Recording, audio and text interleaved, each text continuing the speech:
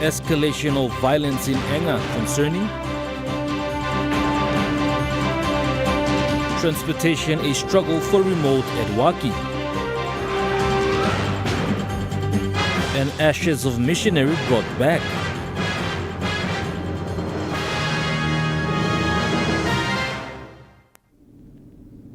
A very good evening. This is National EMTV News. I'm Malcolm Waira. Thank you for joining us. Tensions in Porgera, Enga province continue to escalate with the recent attack on state security forces working in the state of emergency operations in Porgera, Payala. This has prompted further concerns to be raised on the matter.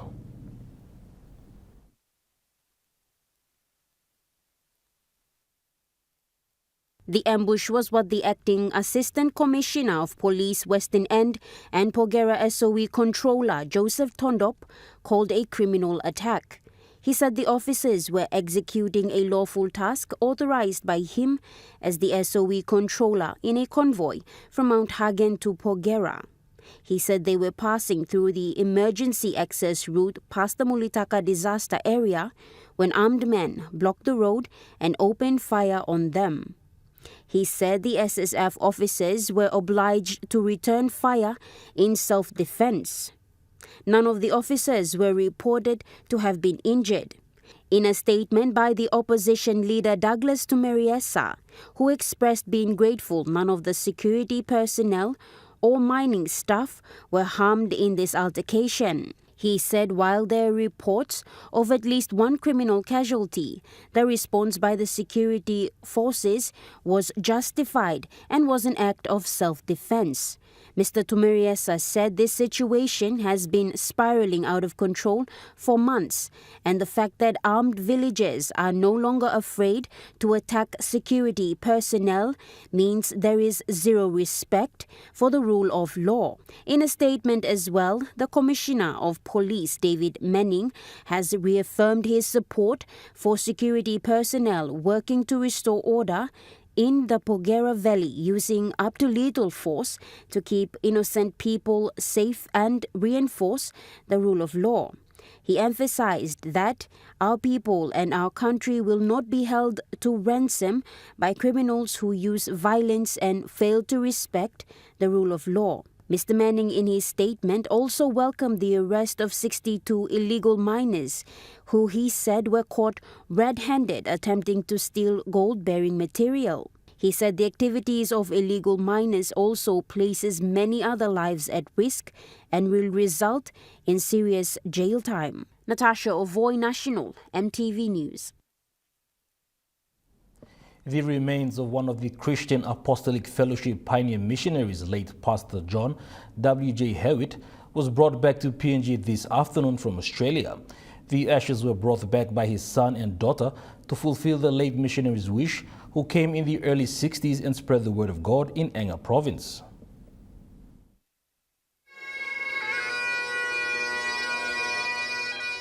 The remains of late missionary John W.J. Hewitt came just in time to coincide with the 70th year celebration of Christian Apostolic Fellowship in PNG.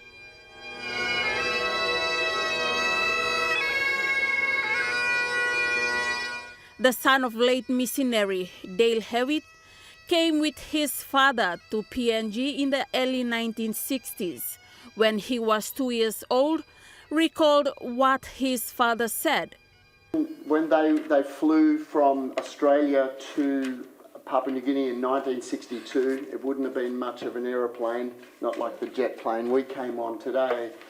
But when they were coming into land in Moresby, my mum tells the story that my father looked outside the window of the aeroplane, and as it's landing, he said to her, "Isn't it wonderful to see our new adopted country?" Wow. The daughter, Ruth Swift, who born in PNG, said they brought the ashes back to PNG to fulfill her late father's wish.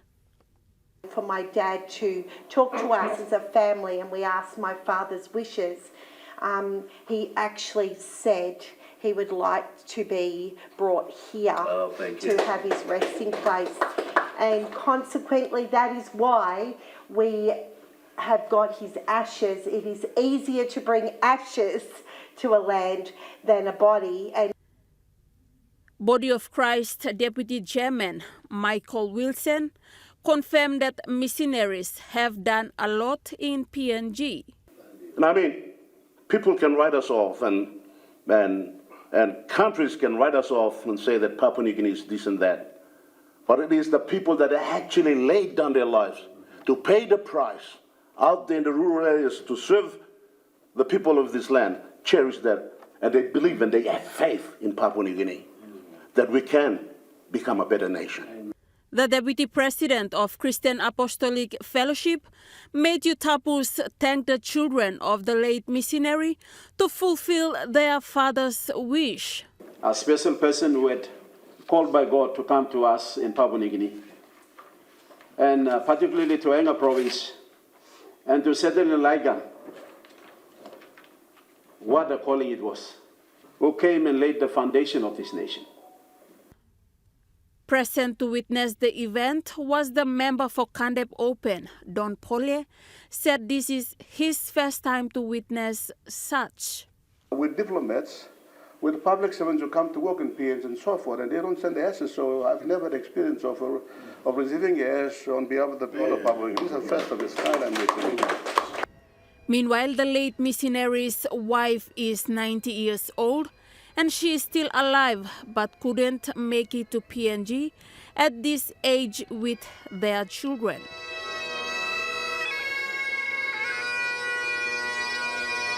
Esther Gane, National EMTV News. Motor Vehicle Insurance Limited inaugurated a new sub-branch office in Walum, Imbongu district of Southern Highlands Province. This new office will offer essential services such as vehicle registration and issuance and renewal of driver's licenses. The opening ceremony was officiated by the local member and Minister for Justice and Attorney General Pilar Niningi, alongside MVIL Board Chairman Dr. John McCoop and the Deputy CEO of MVIL. In line with the Memorandum of Understanding signed in May last year, the people of Imbongu district will no longer have to travel to Western Highlands or other provinces to handle their motor vehicle registration or compulsory third-party insurance needs. These essential services will now be available right at their doorstep, benefiting the entire Southern Highlands. MVIL Chairman Dr. John McCoop expressed gratitude towards the leadership of the current MP and Minister Pilar Niningi for providing the space for MVIL to operate. Dr. McCoop emphasized that this success story is a result of a strong partnership. Office, you know, people like MVL one blood, so people like come inside. Provincial government, you go past to Minister with Dr. Sabines, backbone blood is last adding. One time district administrative law here, or people are going to go past now, Sunny come up. Law giving service, come up long in Boku. Dr. McCoop revealed that the revenue generated from the services provided by MVIL will greatly benefit the province of Southern Highlands, indicating that MVIL will not only serve the community but also contribute to local development. Meanwhile, Minister Niningi noted that this service will benefit not only the people in his electorate, but also other districts in the Southern Highlands and beyond. He added that such vital services will have a ripple effect on the surrounding communities, enhancing accessibility and convenience for all residents. Talk to me! Long Kisim kind organization, kind man come and said, Naim, suppose one block on Islam Kisim, 500 kina fortnight. Now all this like 2-3 or something now. Only this like fortnight money. In the service problem. One district, and extra money come inside. Now work for you. Now work for me. The Southern Highlands Provincial Administrator David Kelma publicly apologized to MVIL for the disruption of services in Mendi and further explained the situation. Apologize long MVIL. operations flow long mainly long Agiru Center, if binikat lilig interruption will come up. Interruption will come up because we don't get a public service, people move out long plus Agiru Center because we are doing a external and internal refurbishment long building. Since Agiru we put in structure quantap, late Agiru, in order to maintenance and become a long building. After Pilar Ningi left as the provincial administrator in 2001, after 23 years, one plus Sanblong Eastern End, Olimaki Mikama was him acting PA for the last 6 months missed up. We decided to refurbish the building. That's why we cause him inconvenience little long operations long MVIL, not also MVIL, but the public service as a whole. So me apologize on this plan. The PA also announced that MVIL will soon begin operations in Mendi, expanding its reach to more residents.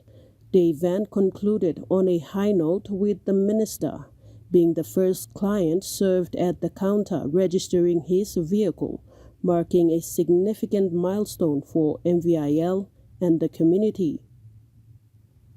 Sharon Engnui, National MTV News. Edaki High School in Edaki, a remote village in Namia local level government in the Telefomin district of Sandaun province, marked a significant milestone last Friday with the graduation of its first cohort of grade 10 students following the national examinations.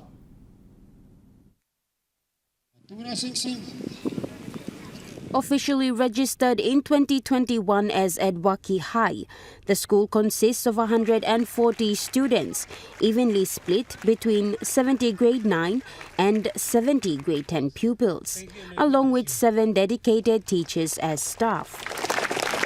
The graduation ceremony was attended by notable figures, including the Second Secretary for Works and Highways, Dalun Dentavi, and the Director of Provincial Matters for the Teaching Service Commission, Paul Lapon. As long as request people come now on a paper and stuff straight, there are extra position by making him.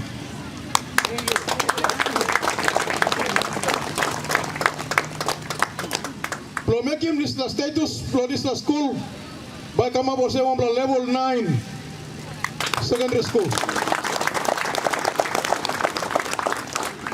Now we are the cities M level 7. The journey to this achievement has not been easy given the extreme remoteness of the region.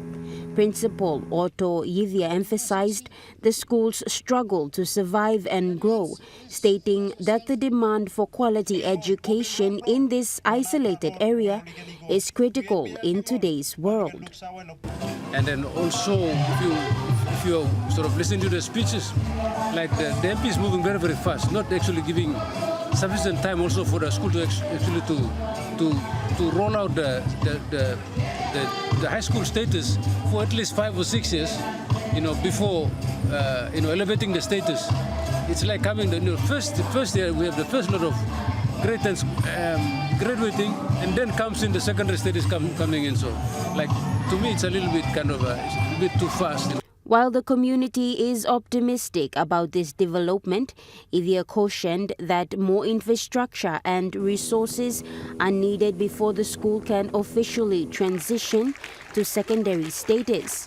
He said it is a rush, but they are willing to do their best to ensure the school is prepared.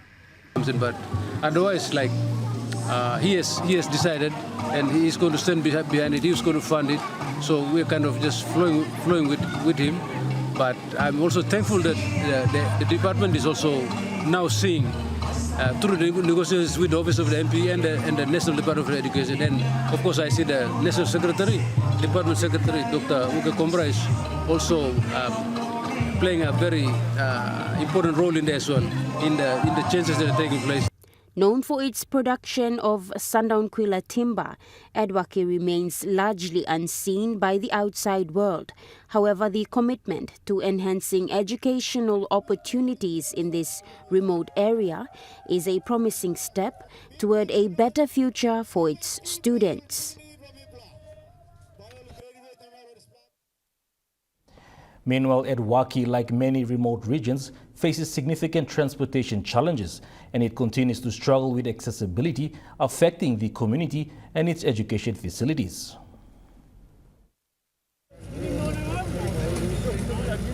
The journey from Vanimo to the waterfront takes a grueling 6 hours by car, followed by another 6-hour boat ride to Elimoli Log Point. Finally, an additional hour by car is required to reach Edaki Secondary School and nearby villages. Headmaster Otto Ivia expressed his frustration, highlighting the difficulties in transporting essential school materials to the institution. There are 2 or 3 different modes of transport as we are traveling in. Logistics for freight and charter. Costs are very comparatively high. But because students are here, you need to find ways and means to keep them going in teaching and learning. Families relocating to Edaki for schooling and work are also feeling the financial burden involved. The cost of transporting essential supplies for a month has exceeded expectations, adding to the struggles of those in the area. National MTV News continues after the break. Stay with us.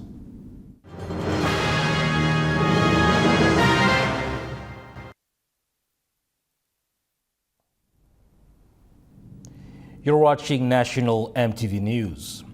Wafi Golpu's SML-10 Babuaf Landowner Association officiated the launch of the Babuaf Western End Access Road project.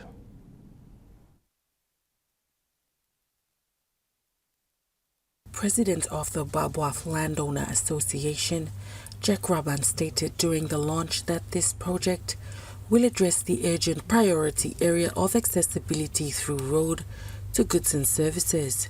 So lo sabi mi the Babuaf, on need to me bloody on need stop.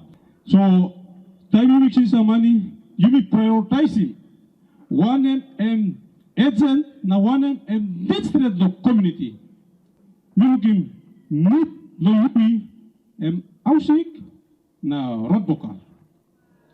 So time si down to ibla mi askibla 1M priority na mi assist mi do mosem.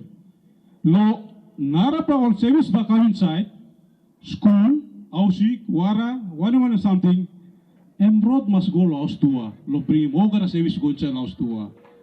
So you me one belt so now you me like study road bring me. Company got big plan dongem. Company got big plan dongem. You me starting the 1M mark na level you me got dongem. Behind government a company ba come inside na support you me. A total of 2 million kina was noted to be spent towards the project from the recently distributed infrastructure development funds to the business arms of landowner associations of the Wafi Golpu mining project. So you make 5.333. Kaban ocean tax again. So you put on come down to 4.8 again. And then this now got equipment with like Shima close to 2 mil. 2.8. I got this like equipment almost in stamp. But next year, now you will go this road. Representing the provincial government was Provincial Mining Chairman Waka Diamond, who officiated the ribbon cutting to launch the project. People, lo Babuaf, now release him to the money. Now you make all something. We all put him lawyer. Now make him use. Lo look out them people. Now partner want them developer. Lo developing mine. The Western End Access Road will connect the Babuaf and 10 communities of Lower Watut out to the main Pololo National Highway. A truck was also presented to the Wampar LLG's Kudut Landowner Association. Jessica Nui, National MTV News. Leh. Displaced victims of the recent flooding in Leh received relief supplies in the form of non-food items from the U.S. government through its aid program last week.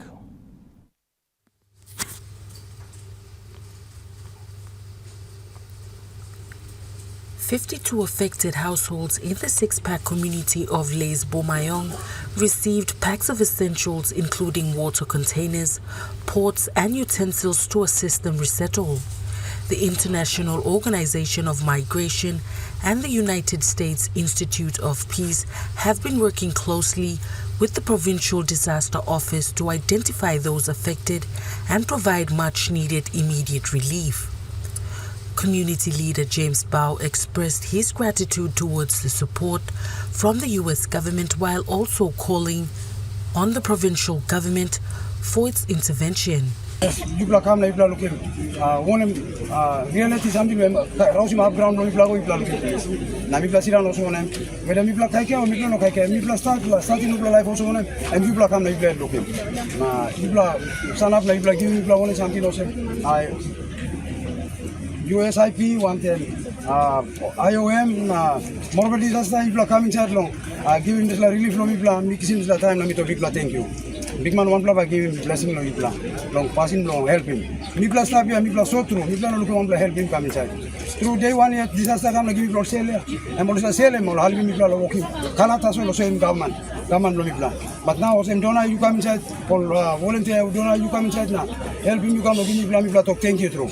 One plus something mo same. Since mipla staff lo day one come now to plan mum. Sorry me come back lo you me online lo mipla lo. Papa no gini yet. O same more government mipla no looking one help him lo kai kai. We must talk out clear. Mipla still stop, mipla angry at mipla stop. Mipla stop both sides risk. All picking mipla settle that's all ya. All picking ni go have all facing heavy. All carba kill all go back side all pura lo cliff ground. The Bustu compound community in Malahang was also visited last month and provided similar relief to 131 displaced households. Jessica Nui, National MTV News, Lay. XIII Mining Limited recently announced the rollout of the long-awaited human papillomavirus or HPV screening and treatment program aimed at the prevention of cervical cancer. Commencing on October 8, the HPV screening program is aimed to deliver essential healthcare services to employees of OTML, business partners, government departments and communities. The program, possibly the first in Western Province, will be administered by the Tabubil Hospital every Tuesday with an expected turnaround time for results within 48 hours of the screening. Pap smear testing will also be conducted. This vital initiative was made possible through the support of the XIII Women's Network and OTML's Managing Director and Chief Executive Officer, Kedi Ilimbit. The program is a major milestone and will play a critical role in protecting women's health by enabling the early detection and prevention of cervical cancer.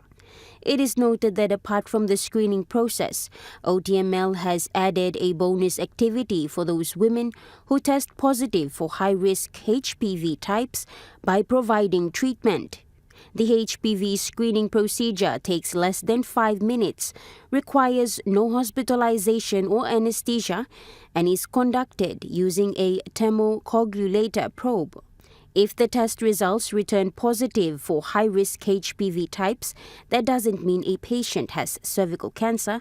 Rather, it indicates the presence of the virus that causes cervical cancer, which can be easily treated with the thermoablation method at the Tabubil Hospital. Additionally, if a cervical lesion or sore is detected during the screening, then the screening process is abandoned and the patient will be referred to the gynecology team for further assessment and treatment. Colgate-Palmolive Limited celebrated the Global Handwashing Day today at the Southbridge International School. The Global Handwashing Day serves as a platform to increase awareness about the essential role of hand hygiene in preventing the spread of infections and diseases.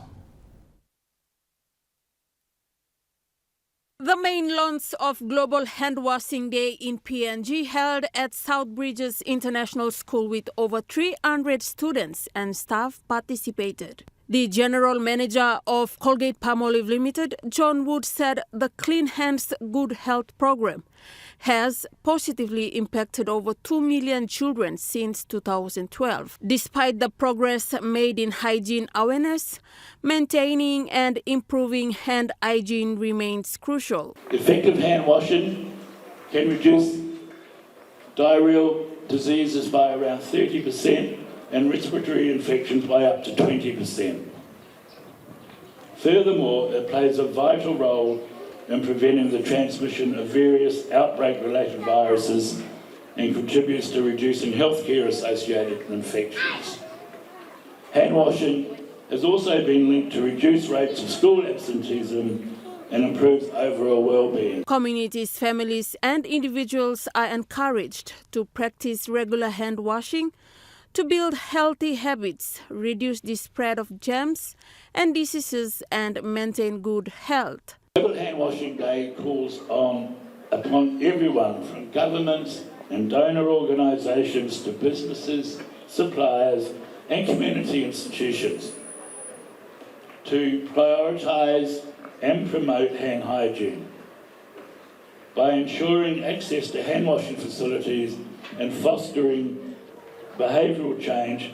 We can provide a healthier future and more resilient communities. The main launch event today is a testament to Colgate-Palmolive's commitment to enhancing public health and well-being through sustained hand hygiene practices. Esther Gane, National EMTV News.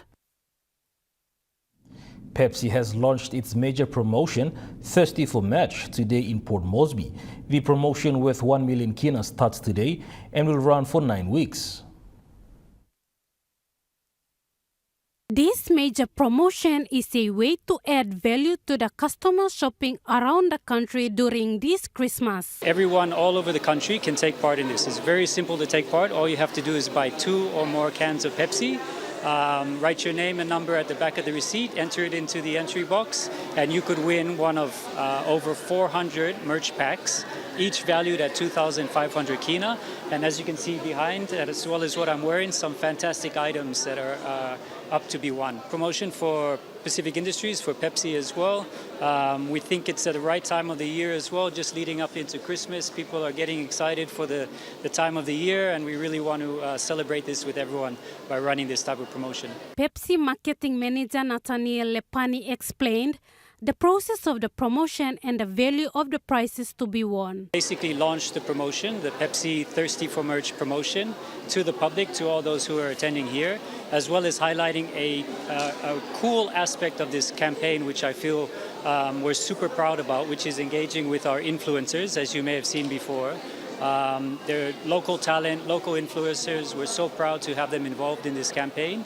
So we really wanted to introduce them to the public, introduce what this promotion is about, and highlight how easy it is for P&G, for consumers here to take part in this campaign. As the customers are doing their shopping, they had a chance to try out the first day of the promotion by buying a can of Pepsi, Mirinda or Mountain Dew and spin the wheel to win prizes. Lauren Jamal, National EMTV News. Now we take a look at the NASFAN market report. The kina closed lower at $0.2544 in the interbank market. At Bank South Pacific, your kina was buying $0.2469, $0.3636 Australian dollars, 0.2183 euro, 36.53 Japanese yen. Looking at the commodity prices at New York, closed gold is trading higher, coffee closed lower, cocoa closed higher, copper closed lower, palm oil closed lower, crude oil is trading lower, copper closed lower. And on the stock market, the Dow Jones closed higher, the S&P 200 is trading higher, the All Ordinaries is trading higher.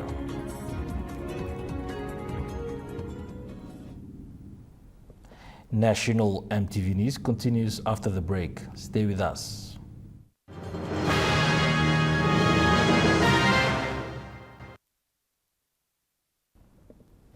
You're watching National EMTV News. Moving to overseas news, the arrival of a deadly strain of bird flu in Australia has prompted the federal government to set up a preparation fund as part of a swath of biosecurity and environmental measures.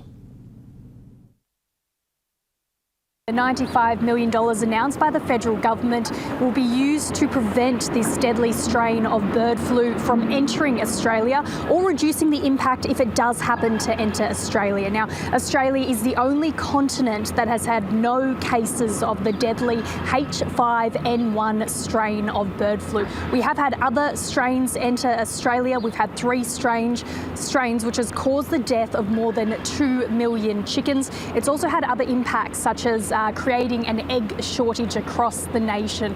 So it is quite a serious thing, this new strain of bird flu. Now, the package will go towards the government's biosecurity response. It will also go towards a surveillance program to monitor wild birds and other environmental things like protecting threatened species as well. So the government is taking no chances when it comes to this new strain of bird flu. The Agriculture Minister spoke a little earlier this morning, and here's what she had to say. We are currently the only continent without the H5 bird flu. It would come into Australia through migrating birds. We have no control over that at our borders. This is important to make sure that if the disease comes into Australia, that we get it as early as possible so that we can manage and contain the disease. Now, it is also important to note that it's not just birds that this disease can impact. In Vietnam, not that long ago, about a dozen tigers died after eating a contaminated chicken from the disease. Now, it can also impact humans. It can cause serious infection in people as well as death. So the government is taking no chances here. We have seen the deadly effects of the other strains that have already entered Australia, and they're on high alert for this new strain. SpaceX has pulled off its boldest test flight after successfully catching booster rockets as it returned to the launching pad.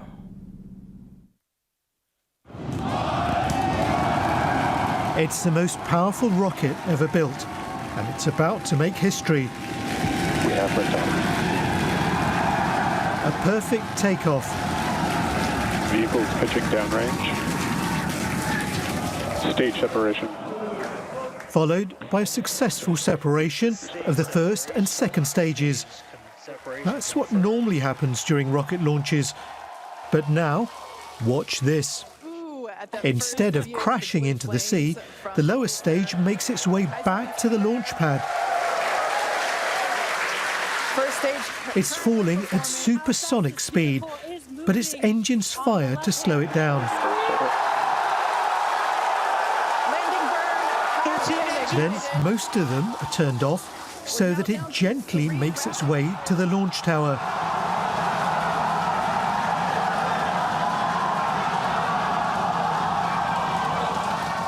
Then it's actually caught by 2 robotic arms. The process is called the chopsticks maneuver. There were so many things that could have gone wrong, but they succeeded first time of asking. Booster came back. We watched it come down right behind us. Watched it get caught, and that broke my brain for a while. Wow, what an incredible view. An hour after liftoff, the rocket's top section splashes down. We have a ship in the water. But there are concerns about the environmental impact of these tests. The more things such as satellites and rocket bodies that go up into space, the more of that material comes back through the atmosphere, burns up, leaving soot and, again, lots of heavy elements in the upper atmosphere, the long-term environmental effects of which we don't yet know. We can see those chopsticks now. The mid-air catch was an incredible achievement, paving the way for cheaper space travel, which may bring with it its own problems. Australia is closing in on a multi-million-dollar deal with Papua New Guinea to join the NRL. It is believed that a major security agreement is at the heart of the negotiations.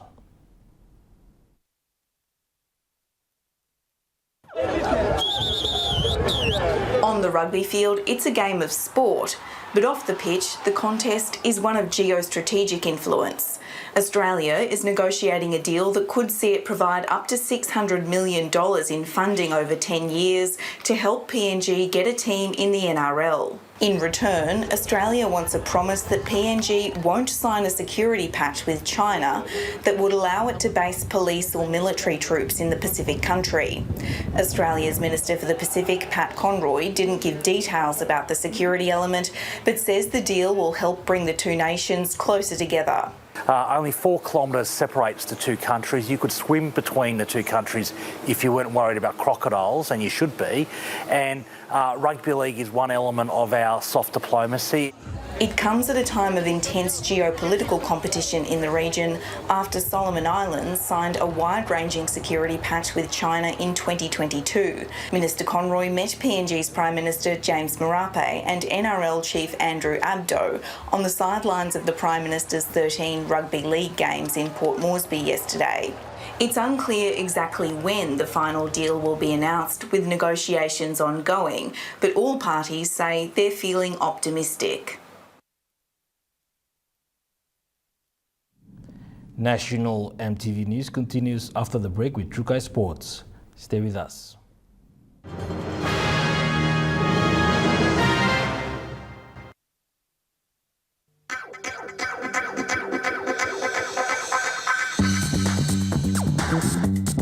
Trukai Sports.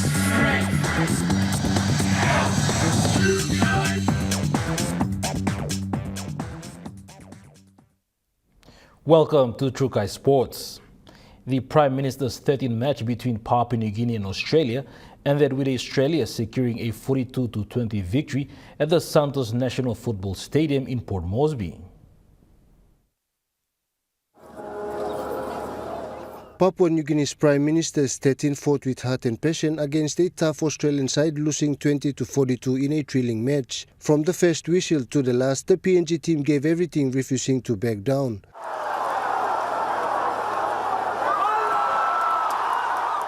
Their resilience shone through in the first half as they slowed down the top-tier Australia side to a 4-point difference. PNG's efforts were commendable as they fought back with determined attacking play. However, Australia's experience and depth proved decisive. Captain Judah Rimbu said he is proud of the performance and also gave remarks and is looking forward for the upcoming international game.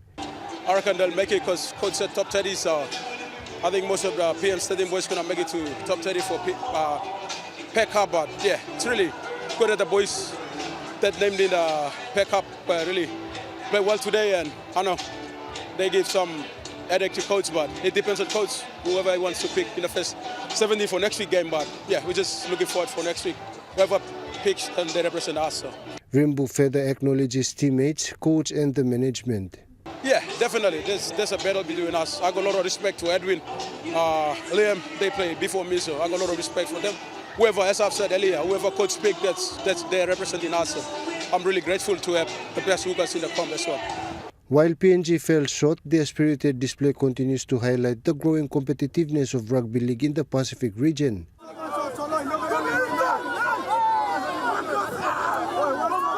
Jonathan Sibona, Trukai Sports. Australian Kangaroos Prime Minister's 13th coach Brad Fitler has commended Papua New Guinea Kumuls for their spirited performance despite a 42-20 defeat in their recent clash.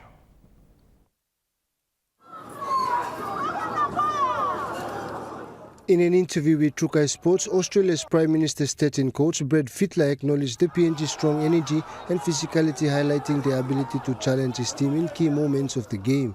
Well, I suppose the biggest indicator was the first two games. In the men's team, they had 10 players that had already flown over. Who were they playing? Fiji? Yeah, so they'd already gone, so that wasn't their best team. But looking at the school kids and the way they played, I thought that was a great sign. I know some of the people who are involved in the pathways, so I have a lot of confidence in them, so I think the game's in great hands. He further elaborated on the gameplay. My ears were getting hurt from all the yelling, you know. They cheer very loud, the Papua New Guineans. I came down for the start of the school girls game, and just seeing people here then and just watching the excitement in the girls. and that I just knew it was going to be a good day.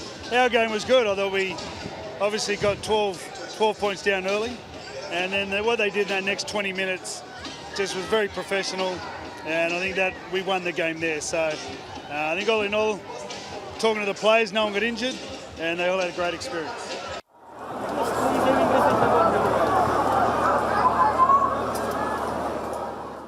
Jonathan Sibona, Trukai Sports. Trukai Sports continues after the break. Stay with us. Trukai Sports. You're watching Trukai Sports. The 2024 ExxonMobil Cup premiers, the Mount Hagen Wamnanga Eagles, celebrated a remarkable awards night, where the champions made an official presentation of the trophy to the major sponsor, the member for Hagen Open and Minister for State-owned Enterprises, William Duma. The event kicked off with the crowned champions making a grand entrance, proudly showcasing the cup while performing their famous war cry.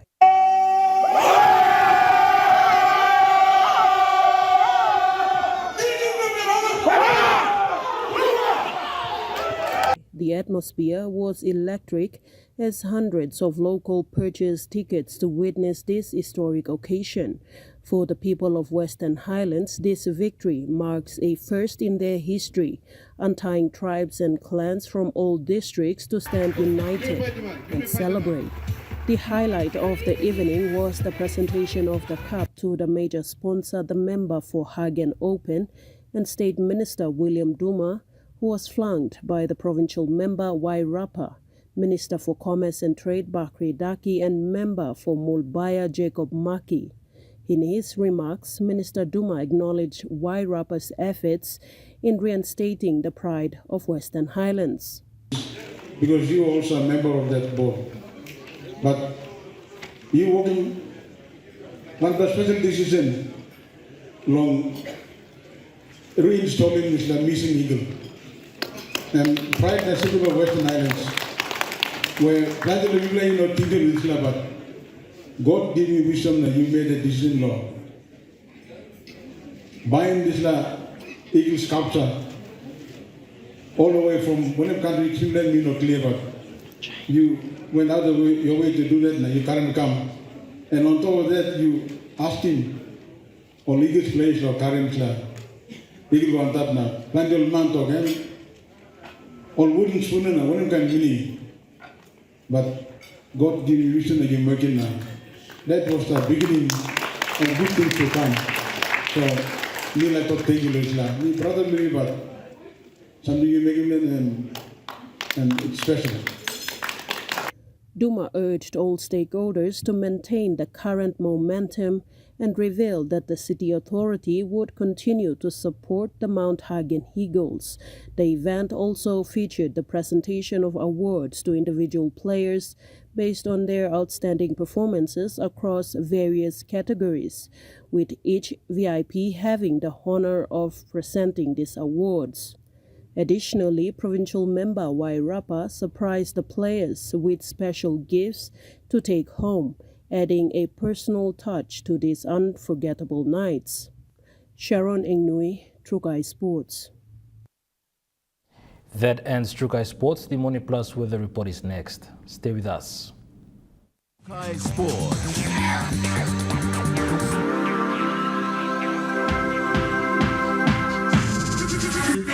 Trukai Sports.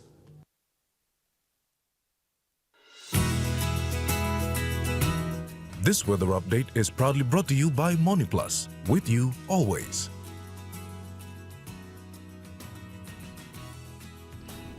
Now looking at the weather report for the next 24 hours. For the southern region, Port Moresby City partly cloudy with possible inland showers, drizzles and thunderstorms.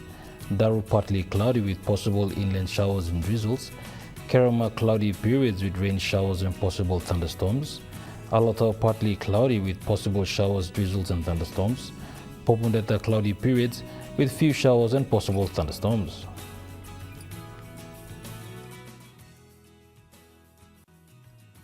The weather update was proudly brought to you by MoneyPlus, with you always. And that wraps up the news, sports and weather for Monday, the 14th of October, 2024. From all of us here, pleasant viewing. Good night.